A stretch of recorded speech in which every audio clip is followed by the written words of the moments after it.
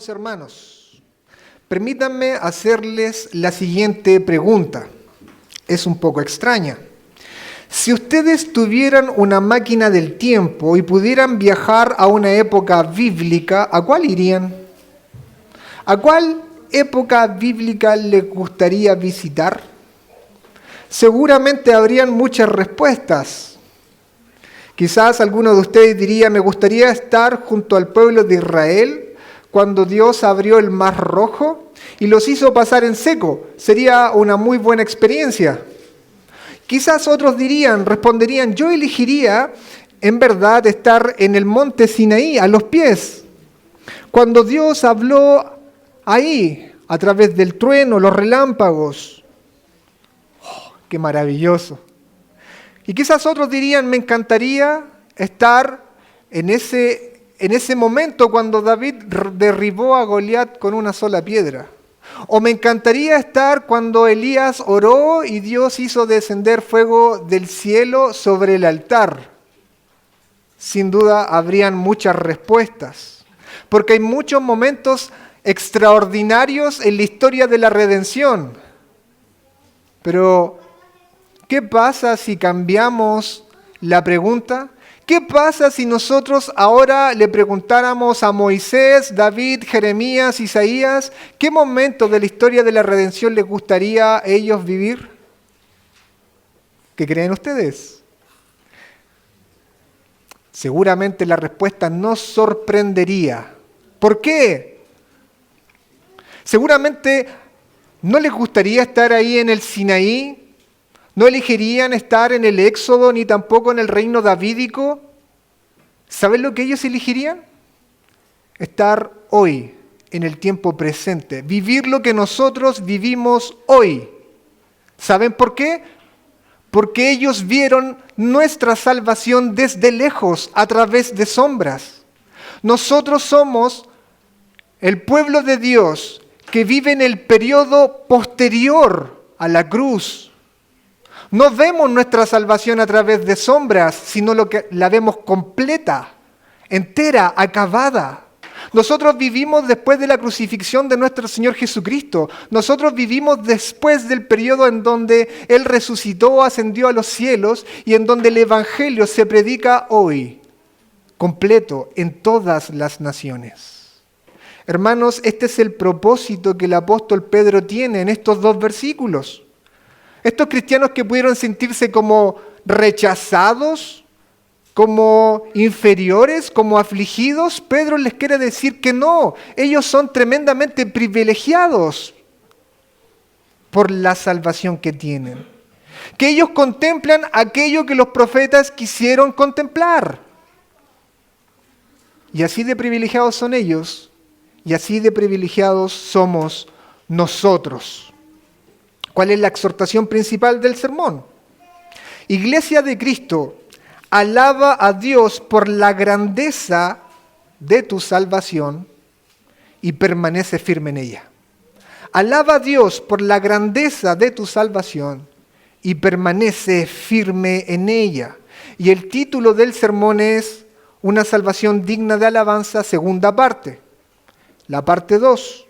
Y los niños van a dibujar un dibujo similar al de la semana pasada, pero va a colocar dos elementos nuevos. Ellos van a dibujar a Cristo entregándoles un regalo, pero también van a dibujar a los ángeles mirando y a los profetas mirando. Cristo entregándole un regalo, pero los ángeles mirando y observando esta situación y los profetas. Y nosotros todos vamos a seguir contestando la pregunta que le estamos haciendo al texto desde la semana pasada. ¿Por qué debemos alabar a Dios por nuestra salvación? 3 encabezados. Porque los profetas investigaron esta salvación con diligencia. Porque nosotros disfrutamos de su cumplimiento, segundo encabezado, lo voy a ir repitiendo. Y porque los ángeles se maravillan al contemplarla. Esos van a ser nuestros 3 encabezados, porque los profetas le investigaron con diligencia, porque nosotros disfrutamos de su cumplimiento y porque los ángeles se maravillan al contemplarla. Así que dispongamos nuestros corazones, hermanos, para escuchar la palabra del Señor. ¿Por qué debemos alabar a Dios por nuestra gran salvación? Porque los profetas le investigaron con toda diligencia. La semana pasada vimos que Pedro, después de saludar en los versículos 1 al 2, inicia una extensa doxología de los versículos 3 al 12. Fíjense bien en sus Biblias. Del 3 al 12, Pedro inicia una extensa doxología. Dijimos que una doxología era un himno de alabanza a Dios por su gran salvación. De forma específica, la semana pasada vimos los versículos 3 al 9. Y dijimos que el propósito que Pedro tenía en esos versículos era animar a una iglesia que estaba sufriendo, recordándoles que sus circunstancias presentes no hacían su esperanza, sino que su esperanza debía estar basada por esa herencia eterna que Dios les tenía reservada. De los versículos 3 al 5 vimos que esta herencia era segura. Y de los versículos 6 al 9 vimos que esta herencia debe causar gozo en nuestros corazones. Es importante que ustedes entiendan que los versículos que vamos a estar revisando el día de hoy pertenecen a esta doxología, pertenecen a este himno de alabanza, y los dividimos solo porque es muy extensa. La dividimos en 2 sermones. Por lo tanto, estos 2 versículos, esos 3 versículos que vamos a ver el día de hoy, tienen el mismo propósito, hermanos: fortalecer, animar a la iglesia que estaba sufriendo. Y si ustedes me permiten ser un poco más específico, estos versículos, hermanos, les está recordando algo Pedro a los lectores. Ustedes son privilegiados. Eso es lo que está recordando Pedro. Ustedes tienen un inmenso privilegio por la gracia que han recibido. Con esto en mente, hermanos, acompáñenme a leer los versículos 10 al 11.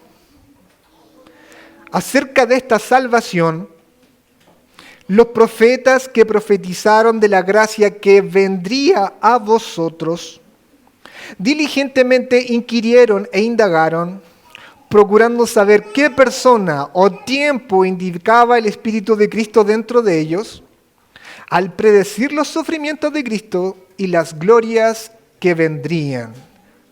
Fíjense bien que en el versículo 10, el apóstol Pedro comienza diciendo acerca de esta salvación. ¿Qué salvación? La que ha venido diciendo del versículo 3, de que tenemos una herencia en los cielos, que hemos nacido de nuevo una esperanza viva, porque tenemos una herencia asegurada en los cielos, mientras nosotros somos guardados por Dios para recibirla. Y las aflicciones presentes solo purifican nuestra fe. Eso ha dicho el apóstol Pedro. De esta salvación, versículo 10, de esta salvación hablaron los profetas. Eso dice Pedro. Y obviamente no se está refiriendo a los profetas del Nuevo Testamento, sino que se está refiriendo a los profetas del Antiguo Testamento. De esta salvación hablaron los profetas. ¿Qué profetas? Isaías, Jeremías, Ezequiel, Daniel, Miqueas, Zacarías, los profetas hablaron de esta salvación, ya en el Antiguo Pacto. Y tenemos que incluir aquí también a Moisés, a David. Todos ellos en sus profecías, dice Pedro, anunciaron una gracia que vendría a vosotros. Una gracia futura. Una gracia futura. Y como era una gracia futura, ellos no la experimentaron. El Espíritu Santo, el Espíritu de Cristo, les revelaba una gracia futura, pero solo le entregaba partes de ese plan de redención. Y ellos no conocían el plan completo. Solo el Espíritu de Cristo le entregaba partes. Cuando usted lee los escritos proféticos, se va a dar cuenta que ellos hablaban de una gracia futura, de actos redentores de Dios, como por ejemplo, la llegada del Mesías, Eso se le entregó a los profetas, que nacería en Belén. También se le entregó a los profetas que él sería un siervo sufriente, pero que sería glorificado. También se le entregó a los profetas que habría un nuevo pacto y que el Espíritu Santo sería derramado sobre el pueblo. Pero hermanos, si bien se le entregó a los profetas todos estos eventos redentores, los profetas no entendían cómo encajaban en el único plan redentor de Dios. No lo entendían. Ellos, cuando estudiaban sus propios escritos, veían una paradoja. En sus propios escritos veían una paradoja. Por ejemplo, sin ir más lejos, el profeta Isaías, en el capítulo 53. En el capítulo 53 usted encuentra el canto del siervo sufriente. Póngame atención en lo siguiente. Versículo 5, Isaías 53. Mas el herido fue por nuestras transgresiones, molido por nuestras iniquidades, el castigo por nuestra paz cayó sobre él, y por sus heridas hemos sido sanados. Todos nosotros nos descarriamos como ovejas, nos apartamos cada cual por su camino, pero el Señor hizo que cayera sobre él la iniquidad de todos nosotros. Aquí el profeta está anticipando el sufrimiento, la humillación del siervo sufriente. Pero en la misma profecía, hermanos, versículo 12, la misma profecía. Por tanto, dice el Señor, yo le daré parte con los grandes y con los fuertes repartirá despojos. ¿Cómo puede ser esto posible? ¿Cómo puede ser que el Mesías sea un siervo sufriente, que muera por los pecados de su pueblo, pero después sea levantado, glorificado? ¿Cómo puede ser esto posible? Los profetas, si bien se les entregó este plan, no entendían cómo calzaba esto en el único plan redentor. En sus propias profecías, veían que el siervo debía sufrir, como en Isaías 53, como en el Salmo 22, que leímos en el principio, pero que también se les reveló que sería un rey victorioso, que su reino no tendría fin, Daniel 7, Isaías 6. ¿Cómo puede ser esto posible?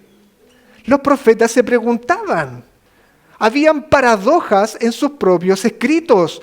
Por lo tanto, dice Pedro, los profetas diligentemente buscaron, indagaron para resolver este enigma. Lea. Pedro dice, diligentemente inquirieron e indagaron en estos asuntos, dice Pedro. No nos imaginemos aquí a los profetas simplemente con una actitud curiosa. Más bien ellos, con todos sus esfuerzos, investigaban con diligencia, querían entender, estudiaban sus propios escritos, dedicaron su vida a hacer eso. Hermanos, por favor, los profetas recibieron revelación, pero también intentaron con todas sus fuerzas entenderla, comprenderla. Dedicaron su vida a hacer esto. Ellos sabían que venía un Mesías, pero no entendía quién sería, no entendían las circunstancias de la redención, no entendían, no sabían en qué momento iba a ser esto. El Espíritu Santo les revelaba algo enorme, algo extraordinario, una gracia futura. Se les reveló que el Mesías sufriría, se les reveló que el Mesías sería glorificado, pero ellos solo tenían partes de este rompecabezas. No tenían el rompecabezas armado completamente tan hermoso como lo vemos nosotros. Desde la eternidad Dios sabía que iba el hombre a caer y había urdido un plan. Se le entregó este plan de forma progresiva a los profetas. Y los profetas dedicaron su vida a interpretar, a estudiar este plan. Les parecía algo impresionante, algo sublime, algo glorioso. Por eso anhelaban entenderlo. Pero nosotros, hermanos, somos la generación de privilegiados que no se le entregó partes de este plan. nosotros lo conocemos de forma completa, acabada, total. ¿Cuál es el propósito que tiene el apóstol Pedro? Yo te pregunto, al entender todo lo que acabo de decir, ¿cuál es el propósito del apóstol Pedro? Recuerden el contexto de la carta. Pedro se dirige a los cristianos como expatriados, peregrinos, que al identificarse con Jesucristo estaban sufriendo rechazo. Pedro les anima a mantenerse firmes en la gracia de Dios. Capítulo 5, versículo 12. Pero ¿por qué Pedro? Imagínense conmigo, por favor. ¿Por qué Pedro, antes de aconsejarle cómo enfrentar el sufrimiento, antes de aconsejarles cómo deben vivir su santidad, Pedro comienza de los versículos 3 al 12 a hablarles de su gloriosa salvación? ¿Por qué? Si tú sufres el día de hoy, entendiendo esto yo te comenzaría a hablar a ti de tu gran salvación. Y tú me dirías, bueno, ¿qué relación tiene eso con mi sufrimiento? ¿Cuál es el propósito de Pedro, hermanos? Hermanos, por favor, una visión pequeña de tu salvación produce una perseverancia débil. Si tú miras tu salvación como algo pequeño, tu perseverancia va a ser débil en la gracia de Dios. Al contrario, una visión grande de la gracia de tu salvación produce creyentes firmes, gozosos aún en medio de las aflicciones.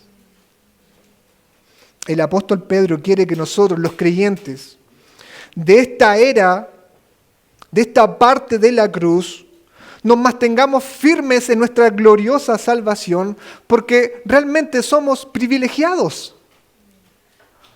Somos privilegiados. No veo a nadie sonriendo. Vivimos de este lado de la cruz, hermanos. Por favor, no permitan que la familiaridad que tenemos con el Evangelio convierta el Evangelio en algo simple, sencillo. Los lectores de Pedro, hermanos, conocían el Evangelio. Pero el riesgo de entender el Evangelio como lo entendemos nosotros puede convertirlo en algo sencillo, en algo común. Hermanos, Pedro le está diciendo, mira, tu salvación, la que tú tienes, la revelación completa que tú tienes, los profetas dedicaron su vida a estudiarla y tú la entiendes completamente, así se te entregó. Permanece firme en ella. Permanece firme en ella. Los profetas basaban su fe solo en promesas, en profecías. Nosotros basamos nuestra fe no en promesas, en hechos concretos. Cristo fue crucificado. Cristo murió, pero Cristo resucitó. La tumba estaba vacía y Él ascendió al cielo. Hay testigos oculares de eso. Nuestra fe está basada en hechos concretos. Los profetas solo veían piezas, partes, de forma borrosa. Nosotros entendemos el plan completo. Los profetas solo vieron la sombra de Jesucristo. Nosotros lo vemos cara a cara, hermanos. Por favor, quiero animar tu corazón el día de hoy a que sientas el privilegio de la etapa en la redención en la cual vives.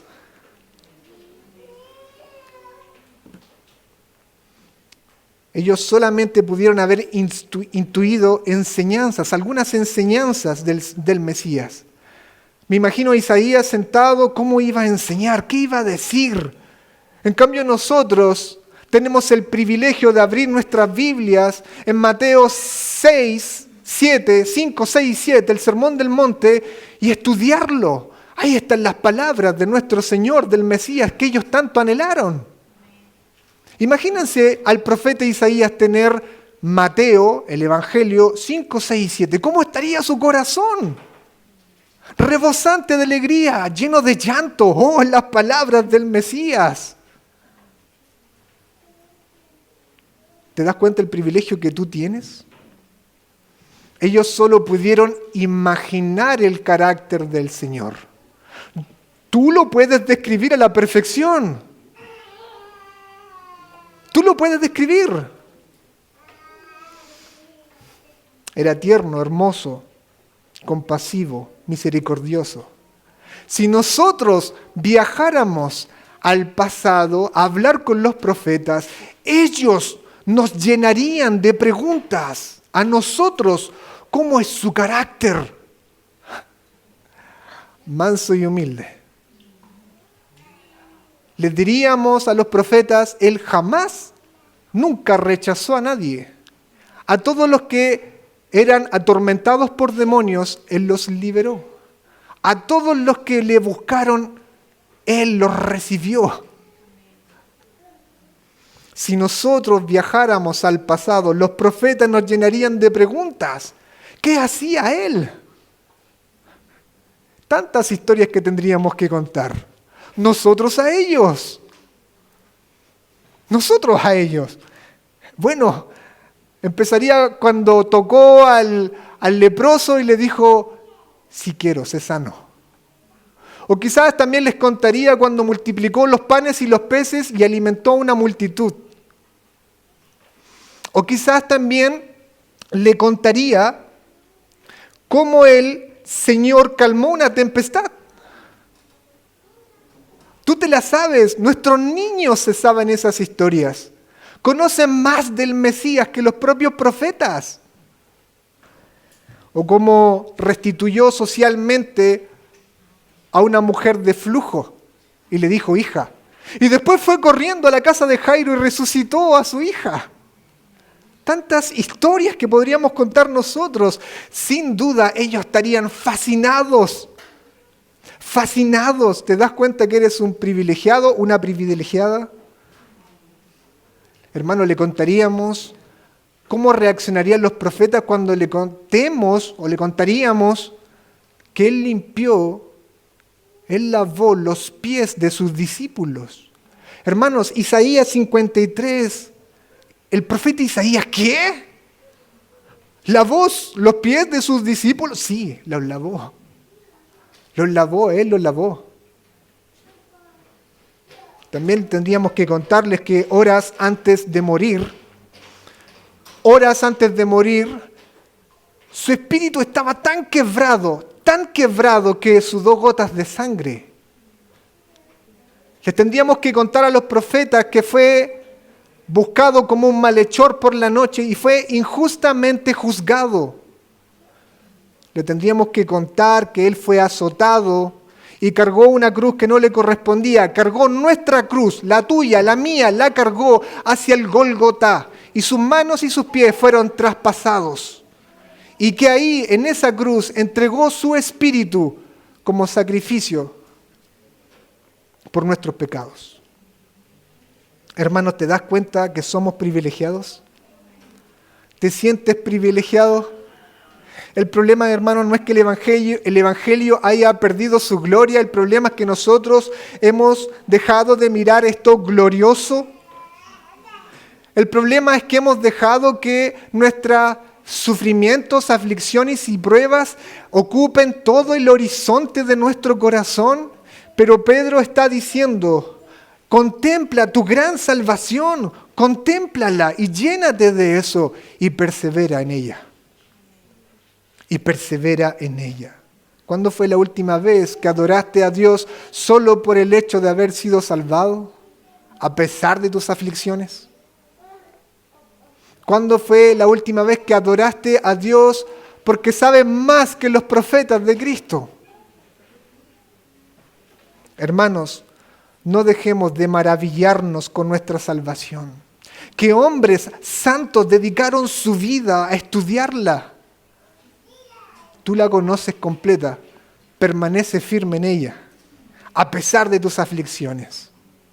El Señor hoy nos dice, nos invita a volver a maravillarnos con nuestra gloriosa salvación, para permanecer firmes, gozosos en ella, en este mundo, mientras peregrinamos hacia el cielo, a pesar de nuestras aflicciones, a pesar de nuestros problemas. Así que anima tu corazón.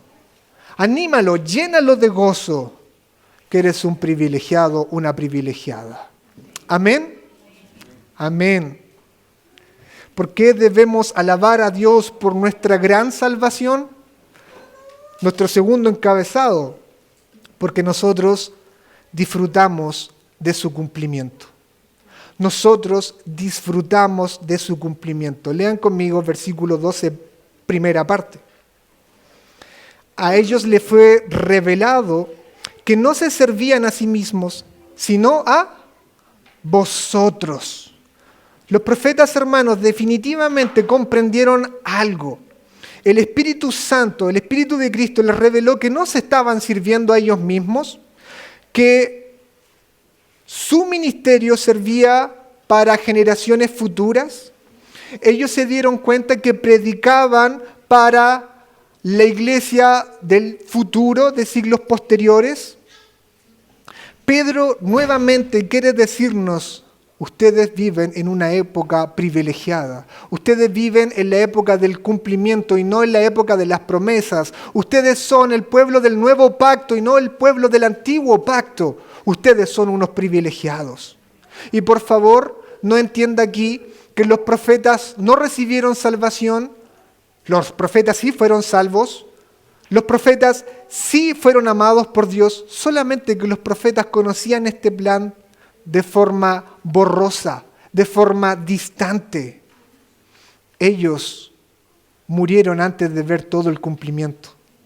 Pero tú eres el privilegiado o privilegiada que conoce todo esto. Permíteme ejemplificarlo de la siguiente forma. Los profetas se les reveló que habría un edificio, pero murieron antes que se colocara la piedra angular, que era Cristo. Pero tú vives dentro del edificio. ¿Te das cuenta el privilegio? Tú vives dentro del edificio. Ellos lo vieron desde lejos, tú lo disfrutas de tan cerca. Es por eso que podemos entender las palabras de nuestro Señor en Mateo 11:11. Y esto me gustaría que lo buscaran. Mateo 11:11, por favor.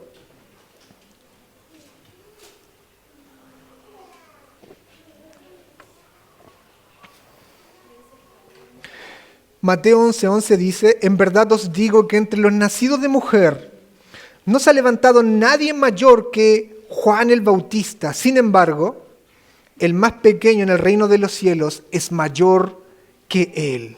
Aquí, si se fijan bien, el Señor habla de un mayor y un menor. Pero no se está refiriendo a la santidad, al nivel espiritual, al mérito personal. No. El Señor aquí se está refiriendo a la época en la cual el creyente nace, en el antiguo pacto y en el nuevo pacto. Aquí el Señor está diciendo: miren, Juan el Bautista fue el último y el más grande de los profetas del Antiguo Testamento. ¿Pero por qué? Porque él no tan solo tuvo el privilegio de anunciar la venida, sino que también los vio. Lo señaló, ese es el Cordero de Dios. Hermanos, tuvo el privilegio de bautizarlo. Sin embargo, Juan el Bautista murió antes de ver la cruz, murió antes de la resurrección. Él permanecía en la era de las promesas, en la era de la expectativa. No llegó a vivir el cumplimiento completo, pero ustedes, los que nacen después de la cruz, ustedes son mayores que Juan el Bautista porque tienen todo el conocimiento pleno de su salvación. Conocen cada aspecto y cómo calza cada aspecto. Son unos privilegiados. Juan solo vio el ministerio que iniciaba en Cristo, pero ustedes lo entienden completamente y lo experimentan completamente. ¿Lo experimentan? Sí. Sí, hermanos. Experimentamos nuestra salvación plenamente. ¿Cómo es eso? En el antiguo pacto, el Espíritu Santo venía sobre ciertas personas, les vivificaba y los ayudaba en ciertas tareas específicas. Pero los creyentes del nuevo pacto, posterior a Pentecostés, somos llenos del Espíritu de Cristo, llenos del Espíritu Santo, y Él mora de forma continua en nosotros. ¡Qué privilegio! ¡Qué privilegio! Vivimos y experimentamos una salvación plena y distinta. Los creyentes del antiguo pacto se tenían que acercar a un edificio, tenían que traer un sacrificio, depender de un sumo sacerdote para estar en la presencia de Dios. No tú. Tú puedes hacerlo en la intimidad de tu hogar, porque el Cordero Yahvé inmolado resucitó, ascendió a los cielos y ahí está oficiando como nuestro sumo sacerdote, oraciones que siempre serán cumplidas. La iglesia se sostiene por la oración de Cristo, su oficio sumo sacerdotal. No tenemos que acercarnos a un edificio, no tenemos que ir a Jerusalén, podemos arrodillarnos aquí o en mi habitación. Nuestra salvación la experimentamos de formas diferentes, somos unos privilegiados.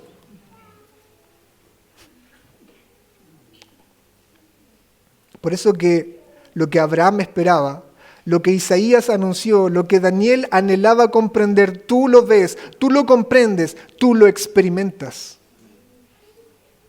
Por eso que el Señor dice en Lucas 10, versículo 24, porque os digo que muchos profetas, reyes desearon ver lo que vosotros veis y no lo vieron, oír lo que vosotros oís y no lo oyeron. Por eso que hay exclamaciones tan hermosas. Isaías 64:1, ¡oh!, dice el profeta, si rasgaras los cielos y descendieras, las montañas temblarían ante ti. El profeta rogaba, rasga los cielos, Señor, desciende.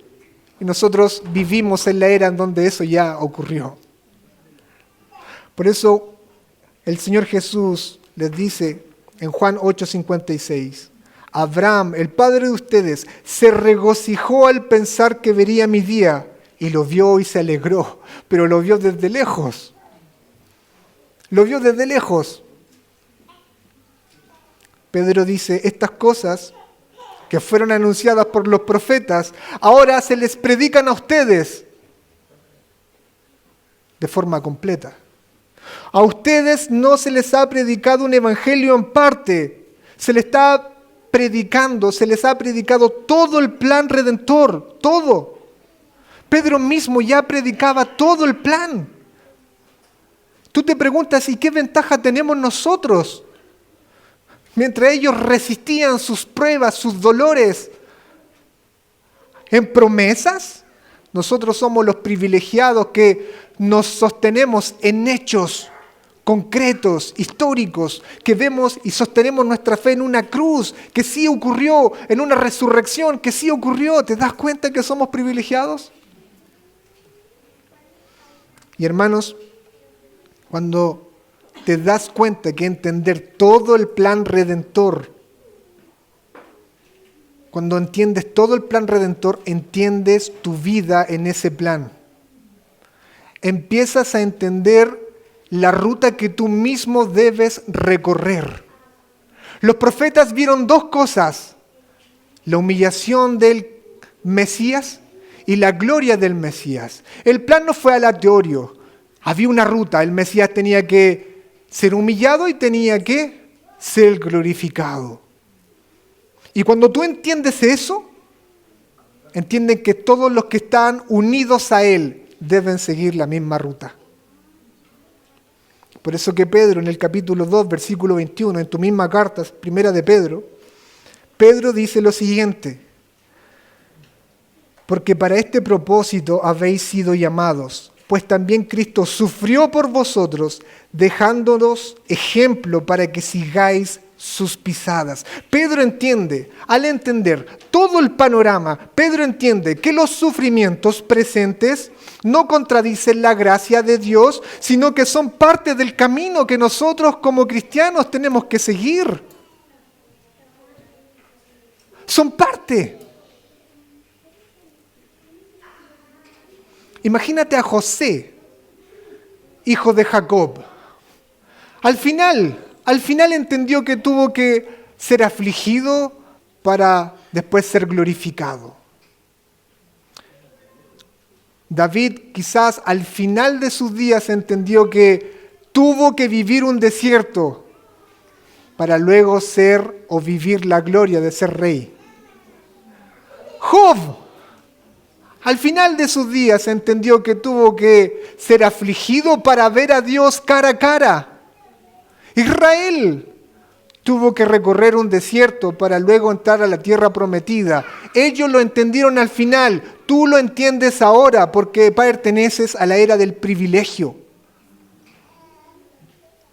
Así como Cristo recorrió de la humillación a la glorificación, así nosotros, es parte del proceso, es parte del plan. Pero entender esto te dice que el sufrimiento es una pequeña parte del recorrido, porque después viene la gloria eterna. Cobra ánimo, levanta tu corazón.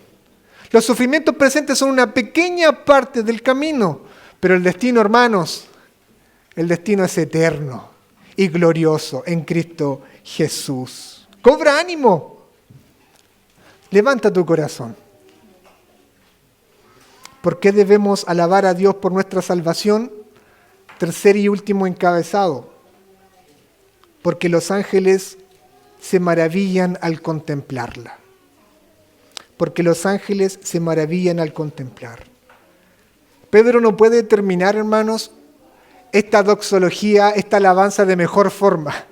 No puede, es maravilloso. Dice, cosas a las cuales los ángeles anhelan mirar. Eso dice Pedro. Frase extraordinaria, maravillosa.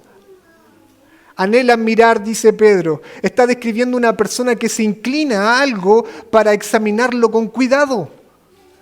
Esta palabra en griego habla de una persona que se inclina en una ventana para ver un suceso extraordinario. Los ángeles se inclinan a mirar nuestra salvación. Los ángeles se inclinan a mirar tu salvación. Pero la pregunta es ¿por qué? ¿Por qué esto causa tanta admiración en los ángeles? ¿Te has hecho esa pregunta? Así termina Pedro su doxología. Hermanos, empecemos por aquí.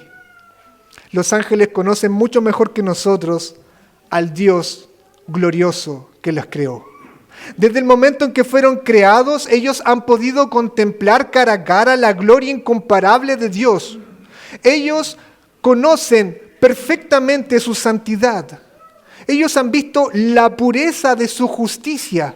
Ellos conocen toda la majestad de Dios y su gobierno. En Isaías 6 se dice que estos ángeles cubren su rostro mientras repiten, Santo, Santo, Santo es el Señor de los ejércitos. Toda la tierra está llena de su gloria. Ellos entienden perfectamente, mejor que tú y yo, que Dios no puede coexistir, por lo tanto, con la impureza o con el pecado. Ellos miraron entonces, fueron testigos de la rebelión de Satanás y los ángeles. Ellos fueron testigos cuando los ángeles fueron expulsados del cielo. Y fueron testigos de que no hubo plan de redención para ellos. De que no hubo mediador. Fueron testigos de que no hubo una promesa para ellos. Del mismo modo, contemplaron cómo la humanidad, creada a imagen y semejanza de Dios, cayó en el huerto de Edén. ¿Le pueden subir un poco?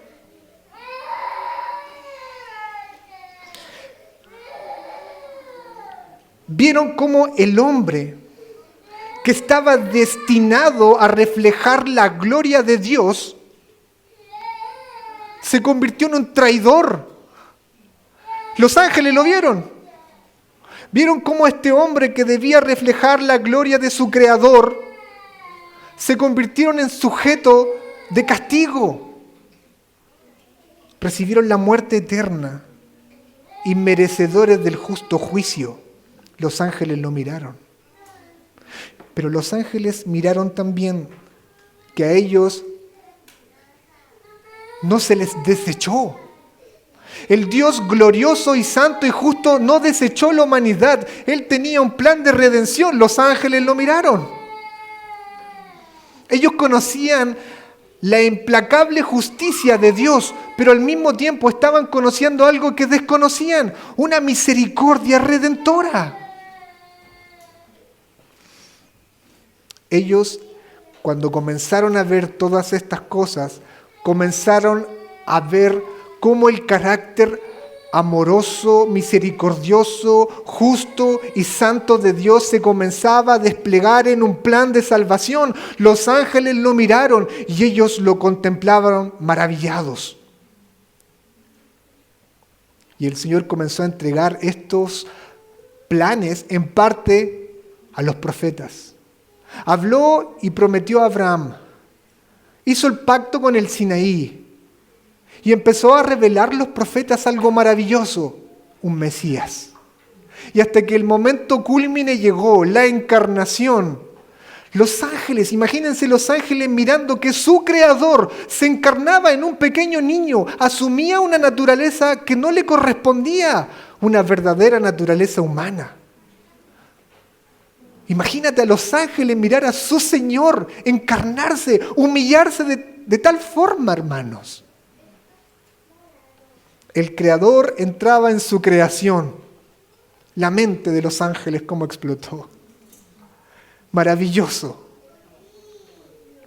No era casualidad, hermanos, que los ángeles anunciaran y glorificaran al Señor y anunciaran estas cosas a pastores. Lucas 2. Estaban maravillados y alababan a Dios por lo que había ocurrido, la encarnación. Y los ángeles siguieron mirando el plan de redención. Siguieron mirando estas cosas. Fortalecieron al Señor cuando fue quebrado por 40 días en ayuno en el desierto. Lo fortalecieron al final del proceso. Lo fortalecieron ahí después en el Getsemaní. Fortalecieron a su Señor. Hasta que el momento cúlmine llegó, la cruz. Imagínense cómo los ángeles contemplaron la cruz, cómo un hombre santo, puro, justo, voluntariamente decidió cargar los pecados de su pueblo. Imagínense cómo estaban los ángeles cuando su Señor, aquel que adoraban eternamente y le decían santo, santo, santo es el Señor de los ejércitos, estaba siendo escupido, azotado, crucificado por sus propias criaturas pecaminosas. Imagínense cómo los ángeles contemplaron esto. Cuando vieron al juez de la tierra ocupar el lugar que nosotros nos correspondía como acusados.